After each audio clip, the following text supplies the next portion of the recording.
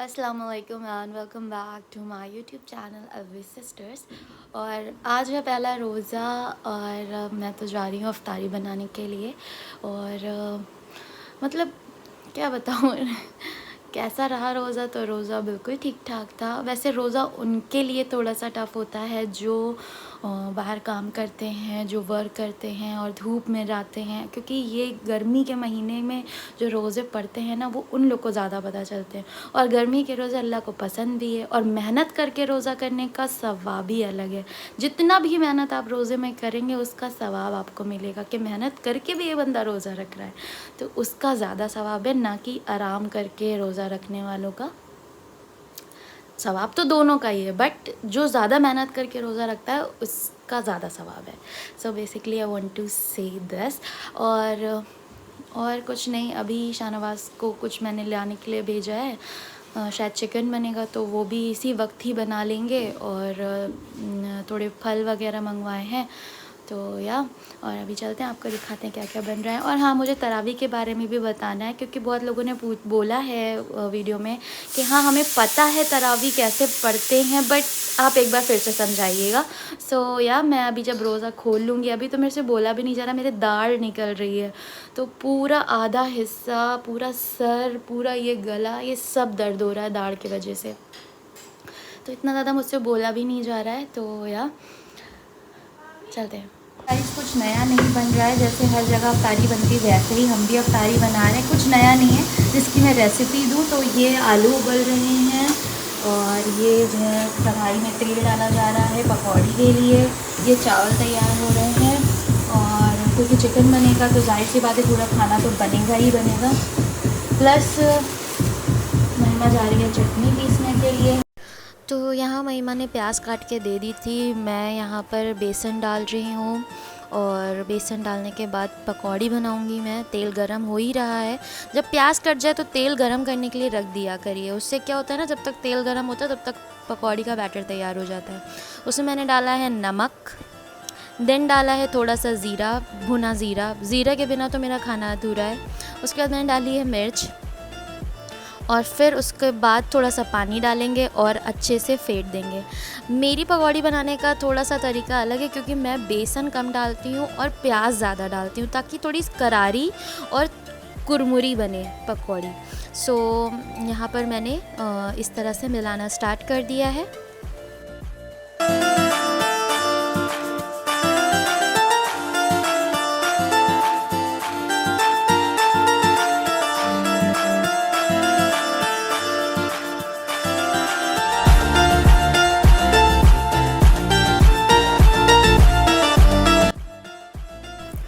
पकौड़ी को बनाने के लिए सबसे पहले धीमी आंच रखें। अगर आपका तेल गर्म हो गया है तो धीमी आंच में रख के सारी पकौड़ियाँ डाल दें।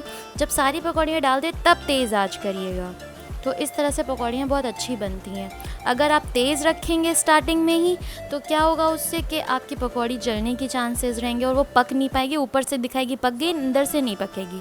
और अगर आप ज़्यादा धीमी रखेंगे, बिल्कुल तेल एकदम स्लो फ्लेम पे रखेंगे, तो जो हमारी पकौड़ी होगी वो तेल पी जाएगी, तो वो भी अनहेल्दी रहेगा। इसलिए अब जैसा कि आप देख सकते हैं पकौड़ियाँ बिल्कुल करारी बनी हुई हैं, इसीलिए मैंने बेसन कम डाला था।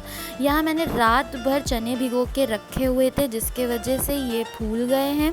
और अब हम बनाएंगे चने। तो चने में सबसे पहले थोड़ा सा तेल डालेंगे, 2-3 चम्मच। उसमें डालेंगे ज़ीरा, और उसके बाद उसमें डालेंगे प्याज पतली पतली काट के।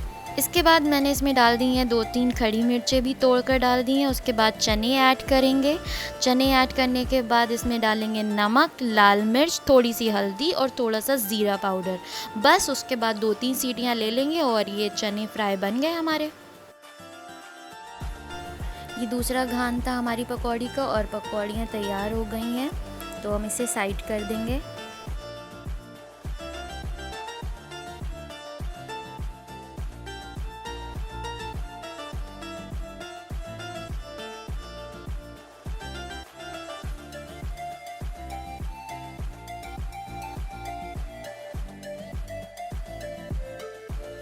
और अब आ गई है आलू कचालू की बारी। तो आलू कचालू किसको पसंद है कमेंट बॉक्स में ज़रूर लिखिएगा।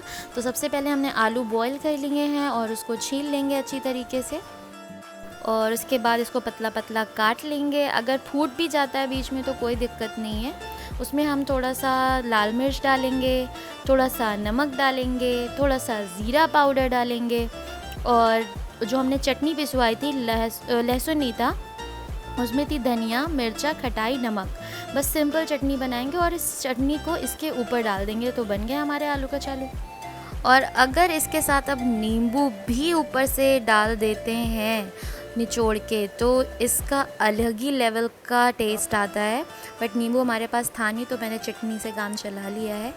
अगर आपके पास नींबू हो तो इसके ऊपर नींबू डाल के खाइएगा तो और मज़ेदार लगेगा ये।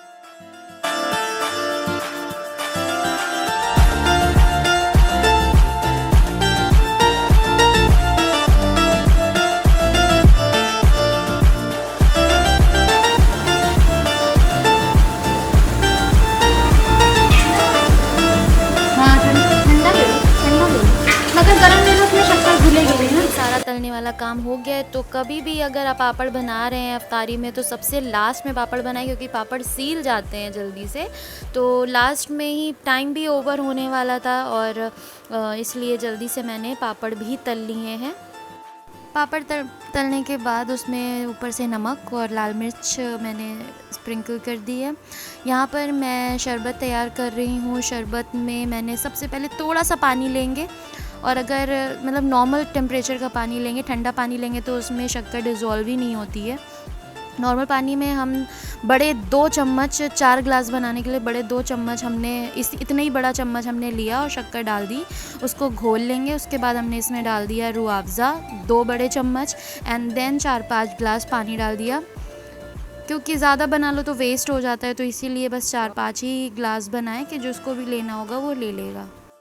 और इफ्तारी में रूह अफ़ज़े का शरबत की बात ही अलग होती है, बहुत ही अच्छा लगता है। अगर आपने नहीं पिया है तो ज़रूर ट्राई करिएगा। उसके बाद ये मैंने 4-5-6 खजूर निकाली हैं कटोरी में, और क्योंकि खजूर या पानी से ही रोज़ा खोलें उससे ज़्यादा सवाब मिलता है। और शाहनवाज़ ले आए थे बाहर से समोसे और ब्रेड पकौड़ा, मुझसे बहुत बोल रहे थे, बट मैंने बोला ज़्यादा मत लाना क्योंकि अफ्तारी भी है घर में। तो ये चने भी तैयार हो गए हैं, और इधर आलू कचालू तो बन ही गया है, प्लस ये फल का चाट भी बन गया है। तो इसमें मैंने काली मिर्च और शक्कर डाल के इस तरह से घुमा देंगे जब तक कि थोड़ी देर रखेंगे अपने आप शक्कर डिज़ोल्व हो जाएगी इसमें। और ये रही हमारी अफ्तारी। टाइम हो गया 6:24। आपकी तरफ कितने बजे रोज़ा खुल रहा है ज़रूर कमेंट बॉक्स में बताइएगा। और आप लोग को भी पहला रोज़ा मुबारक हो।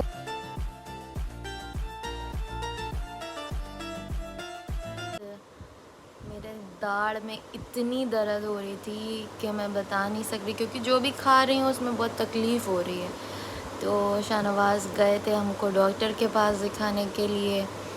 डॉक्टर ने बोला आप डेंटिस्ट के पास दिखाइए। अब हमको डेंटिस्ट, जब हम शाहनवाज़ के दांत साफ़ कराने गए थे तो उन्होंने हमें एक ट्यूब दिया था, हमें कोई दवाई नहीं दी थी। तो हमने कहा कि उन्होंने तो सिर्फ ट्यूब ही दिया है, तो डेंटिस्ट को हमने नहीं दिखाया, इसलिए आपके पास आए हैं।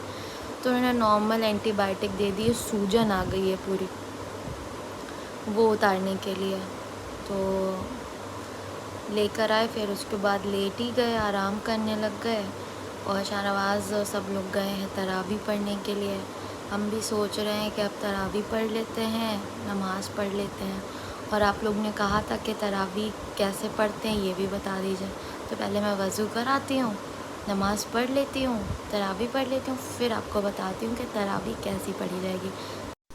आप लोग में से कौन कौन अफ्तारी के साथ खाना बना लेता है? मैंने भी स्टू बना लिया था, शाहनवाज़ लोग तरावी पढ़ के आए, मैं भी नमाज़ पढ़ चुकी थी तो मैंने खाना लगा दिया है।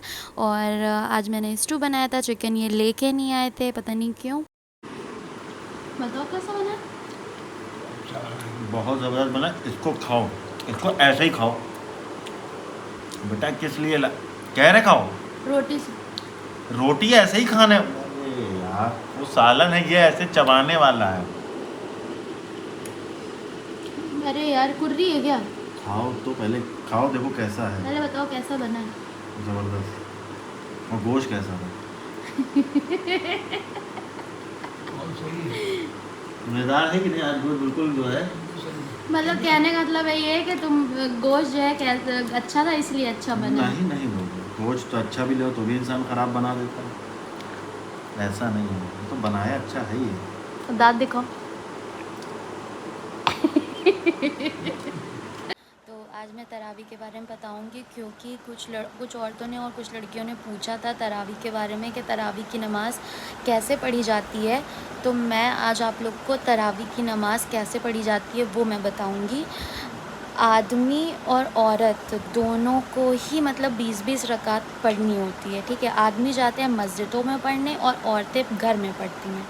तो आदमियों को तो हाफिज़ पढ़ाते हैं, मतलब बड़ी बड़ी आयतें पूरी कुरान मुकम्मल करवाते हैं। 20 मतलब उन लोग को जहाँ पर जैसे कि एक पारों की भी तरावी पढ़ाई जाती है, 3 पारों की भी पढ़ाई जाती है, 5 पारों की भी पढ़ाई जाती है। तो जो 5 पारों की तरावी पढ़ाते हैं वो तो जल्दी ख़त्म हो जाती है, क्योंकि देखा जाए तो 5 6 30 6 दिन में उनकी तरावी ख़त्म हो जाती है, ठीक है। तो इसी तरह मगर ये करने से कोई फ़ायदा है नहीं। जल्दी जल्दी कुरान शरीफ पढ़ने से, जल्दी जल्दी आयतें पढ़ने से, जल्दी जल्दी रुकू और सजदे में जाने से वो सवाब ही नहीं आपको मिलेगा। जो आदमी जल्दी जल्दी 3 वाली 3 एक मिनट रुक जाइए, मैं कुछ बात कर रही हूँ। तो जो आदमी 3 वाले पारे में चले जाते हैं, सोचते हैं जल्दी तरावी ख़त्म हो जाएगी, उसका कोई सवाब ही नहीं है, क्योंकि ये एक रस्म के तौर पे जल्दी जल्दी कंप्लीट करवा रहे हैं। तरावी की जो नमाज़ होती है वो सुन्नत होती है, ठीक है, फ़र्ज़ नहीं होती, फ़र्ज़ नमाज नहीं है, सुन्नत नमाज है। मगर फिर भी ये रमज़ान की सबसे अफ़ज़ल इबादतों में से एक है। मतलब अगर आप कोई भी इबादत कर रहे हैं ना, तो सबसे पहले अगर आप कोई इबादत करना चाहते हैं तो वो तरावी है। तो आप तरावी पढ़ें, ठीक है। नमाज अगर आप बीमार हैं और आप नहीं पढ़ सकते तो आपकी माफ़ी है, मगर अगर आप ठीक है, सेहतमंद हैं और आपको कोई दिक्कत नहीं है तो आपको तरावी पढ़नी चाहिए। आपको अगर नहीं पढ़ेंगे तब आपको गुनाह पड़ेगा। और बस सिंपल ये है कि 2 रकात नमाज आपको कैसे पढ़नी है औरतों को मैं बता रही हूँ। आदमी तो वहाँ जाते हैं बाहर पढ़ने के लिए, मस्जिदों में पढ़ने जाते हैं और उनको बड़े बड़े सूरे, बड़ी बड़ी आयतें हाफिज़ जी पढ़ते हैं और इस तरह से पढ़ाते हैं। मगर हम लोग क्या है, हम औरतें घर में, हम लोग को हिफ्ज़ कुरान तो है नहीं, तो हम लोग को जो भी आयतें याद हैं हम उससे तरावी की नमाज़ पढ़ सकते हैं। तो नियत हम इस तरह से करेंगे, नियत करती हूँ मैं 2 रकात नमाज सुन्नत तरावी की, नमाज वास्ते अल्लाह ताला के, वक्त इशा का, मुँह मेरा काबे शरीफ की तरफ, अल्लाहु अकबर। बस इतनी हमें नियत करनी है। जैसे नॉर्मल सुन्नत रकात हम पढ़ते हैं वैसे ही हमें सुन्नत तरावी पढ़नी है, ठीक है। ये नमाज़ हमें इशा की नमाज के बाद पढ़नी होती है।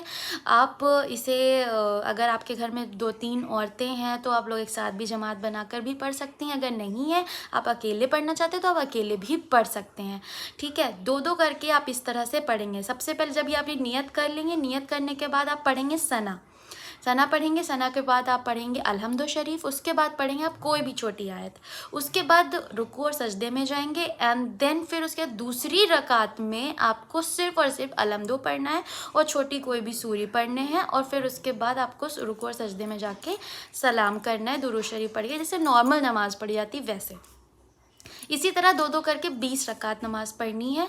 और जैसे ही आपकी 4 रकात हो जाती हैं, 2 और 2 4 रकात हो जाती हैं, तो तरावी की एक दुआ है वो भी आपको पढ़नी है, जो मैं यहाँ पर अटैच कर दूँगी। मुझे भी नहीं याद है, मगर हाँ मैं यहाँ पर अटैच कर दूँगी। मैं देख के पढ़ती हूँ तो आप भी देख के पढ़ सकते हैं। अभी स्टार्टिंग है, जब आपको याद हो जाएगी तो आप उसके बाद आप ऐसे ही हिफ्ज़ रह जाएगी तो आपको ऐसे ही पढ़ लोगे आप। सो या दैट्स ऑल। बस तरावी इसी तरह से पढ़ी जाती है और इसका बहुत ज़्यादा सवाब है।